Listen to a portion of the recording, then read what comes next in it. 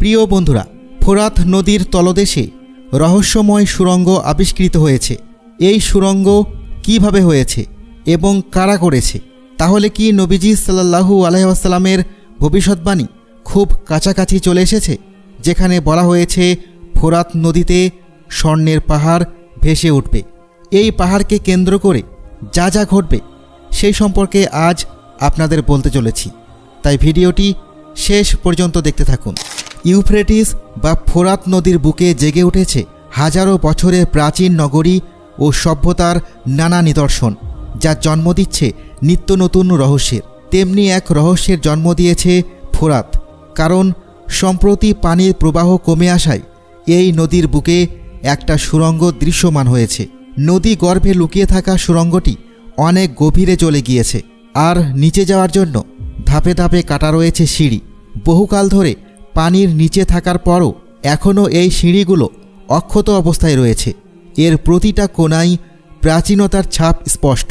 প্রাচীন কাহিনী অনুসারে ব্যাবিলনের রানী সেমিরামিস ফোরাত নদীর বুকে এই গোপন সুড়ঙ্গ তৈরি করেছিলেন। বলা হয়ে থাকে দুই পাহাড়ের প্রাসাদে যাতায়াতের জন্য তিনি এই সুড়ঙ্গ তৈরি করেছিলেন। আবার অনেকেই বলে থাকেন ব্যাবিলন শহরের দুই প্রান্তকে যুক্ত করার জন্য নদীর তলদেশ দিয়ে সুড়ঙ্গ তৈরি করা হয়েছিল। ইটের তৈরি এই সুড়ঙ্গের নির্মাণ কাজ সম্পূর্ণ হতে সময় লেগেছিল প্রায় 1 বছর। ইরাকে প্রচলিত রয়েছে এই সুড়ঙ্গের ওপারে অন্য একটি জগৎ বিদ্যমান, হয়তো সেখানেই রয়েছে রহস্যের খনি। আর হাদিসে বলা হয়েছে ফোরাত নদীতে আবিষ্কৃত হবে স্বর্ণের খনি। হাদিসে ফোরাত নদীতে স্বর্ণের খনি আবিষ্কারের বিষয়টি মূলত যুদ্ধের বর্ণনায় এসেছে। মুসলিম লেখকদের কিতাবগুলোতে ফিতনা, মালহামা অথবা আন্তর্যুদ্ধ ও বিশ্বযুদ্ধ সংক্রান্ত বেশ কিছু বর্ণনা লক্ষ্য করা যায়।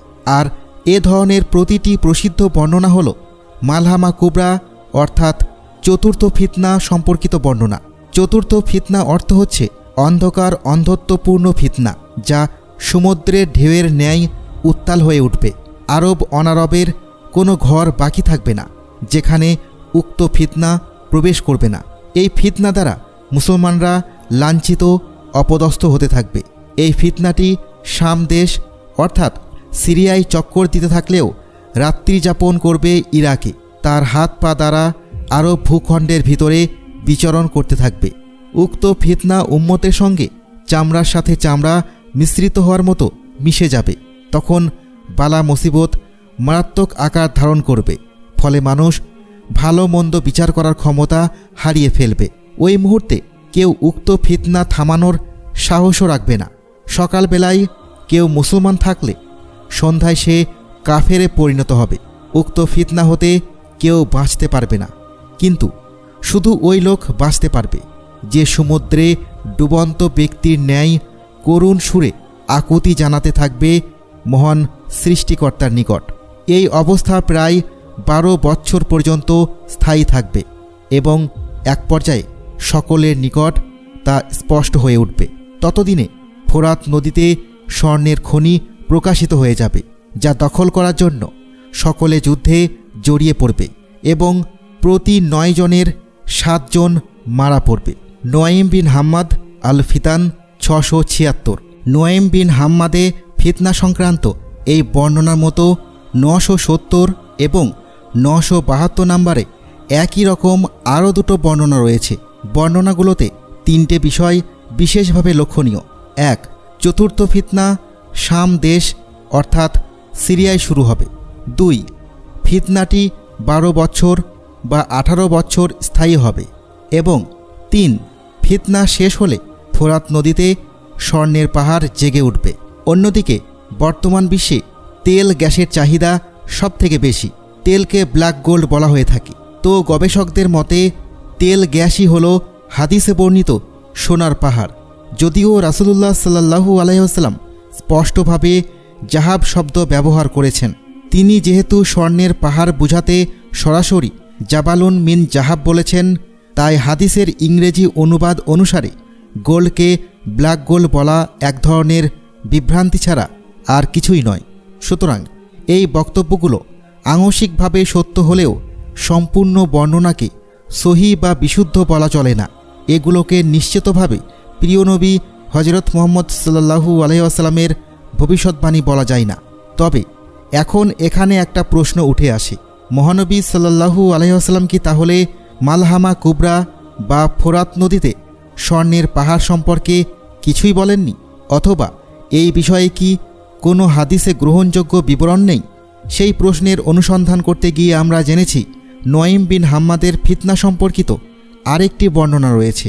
আরতাত রহমতুল্লাহি আলাহির সূত্রে বর্ণিত, যখন তুর্কি, রোম এবং খাসাব জাতি দামেস্কের এক প্রান্তরে জামায়াত হবে এবং দামেস্কের মসজিদের পশ্চিম প্রান্তে আরেক দল ভূপাতিত হবে, তখনই শাম দেশে আবকা আসহাব এবং সুফিয়ানদের 3টি ঝান্ডা প্রকাশ পাবে।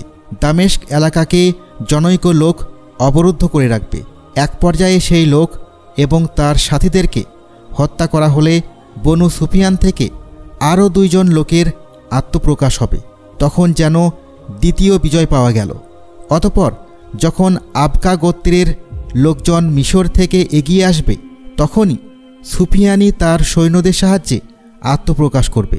রোম এবং তুর্কিরা মিলে কিরকিসিয়া নামক স্থানে তাদেরকে হত্যা করবে এবং তাদের মাংস দ্বারা জঙ্গলের বাঘ ভাল্লুকরা তৃপ্ত হবে।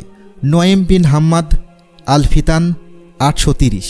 এই বর্ণনাটির সনদ জয়ীফ, তবে মালহামা কুবরা সম্পর্কে বেশ কিছু সহি বর্ণনাও পাওয়া যায়। যেমন সহি আল বুখারির ব্যাখ্যাগ্রন্থ ফাতহুল বারিতে আল্লামা ইবনু হাজার আল আসকালানি রহমতুল্লাহি আলাহি লিখেছেন, মুয়াজ ইবনু জাবাল রাদিয়াল্লাহু তাআলা আনহু থেকে বর্ণিত, মালহামা কুবরা কনস্টান্টিনোপল বিজয় এবং দাজ্জালের আত্মপ্রকাশ হবে 7 মাসের মধ্যে। অন্য সূত্র মতে মালহামা এবং মদিনা বিজয়ের মধ্যে ব্যবধান হবে 6 মাস, আর 7 মাসে প্রকাশ পাবে দাজ্জাল। এই বর্ণনাটি মূলত বেশি গ্রহণযোগ্য। এখানে বেশ কিছু পয়েন্ট লক্ষ্য করা যায়। 1. মালহামা কুবরা একটি রক্তক্ষয়ী যুদ্ধ অনুষ্ঠিত হবে। 2. যুদ্ধটি দাজ্জালের আত্মপ্রকাশের সময় সংঘটিত হবে। আমরা জানি দাজ্জালের কাছে প্রচুর ধনসম্পদ থাকবে। যেহেতু দাজ্জাল প্রচুর ক্ষমতা সম্পন্ন হবে এবং আধুনিক সমস্ত প্রযুক্তি তার কাছে থাকবে, তাই সে সহজেই মূল্যবান খনিজ পদার্থের পাশাপাশি স্বর্ণের খনির সন্ধান পেয়ে যাবে।